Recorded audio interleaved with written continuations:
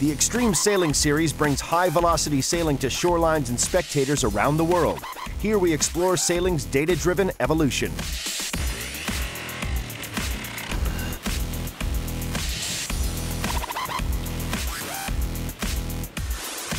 The Extreme Sailing Series is 8 acts all around the world, and we have 4 days of racing, and it's stadium-style racing, so the venues are chosen to make them really close to the shore to give the spectators something to look into.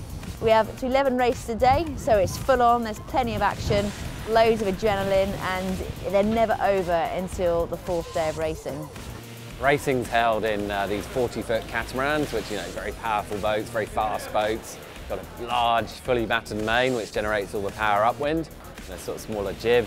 And then they have these big gennicas for downwind when they're sailing away from the wind to really get the boats motoring. It's quite a handful, especially on these small courses that the boats race on. Wind speeds and the responsivity of the boats means that close sailing is inevitable, whilst collisions are always a possibility. Each team fights for the optimal position that can get them ahead of the pack and clear of trouble. The major part of winning these events, is the boat handling, the starting, and the boat speed. They're probably your 3 real key ingredients. And then on top of that, you've got your tactics around the race course, your positioning on the other boats, and making the most of the wind shifts as well. Winning a race and winning a regatta is a combination of a lot of small details, maybe 50 different combinations and details you gotta have right. You can't have them all right, but if you got like 35 or 40 of the details, meaning crew work, trimming, understanding the weather, positioning yourself, if you get 35 or 40 of them right, it's enough to win a boat race.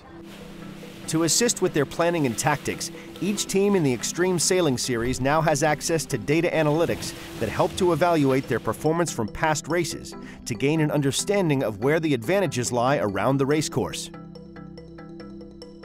What we do is we put sensors on the boats and we put sensors on the water, on the race marks, and also wind units to measure the wind situation at any given point in time. That all comes together then in our cloud systems and provides us with the option to create a virtual picture of what's happening on the water. On a race day we have our coach who's observing, and they will kind of feed in information that really is going to make a difference right there and then. The analytics will be used then in a debrief, and we look at that to see who is the fastest around the course. Are they making their gains through the tacking, or is it boat speed? And then we kind of go back to the drawing board and decide how we can improve our speed.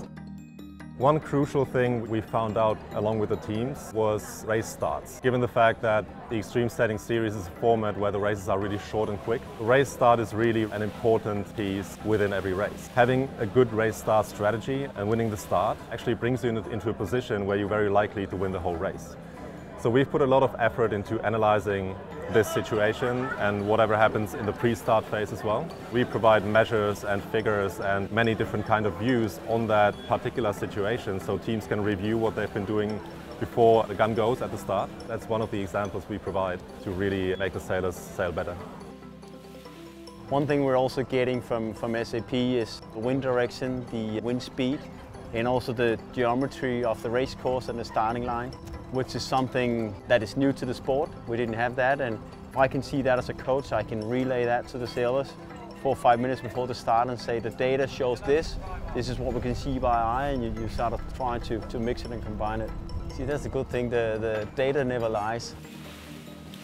I think with sailing there are so many variables, and the data that we get from the analytics gives us facts. That's how you move forward, isn't it? If you've got factual information, then you can make adjustments, and then again you can monitor them another day or in different conditions. So we very much will look at the analytics, then have a group discussion how we can change technique or the setup, to then go out there again and see if we've improved around the race course.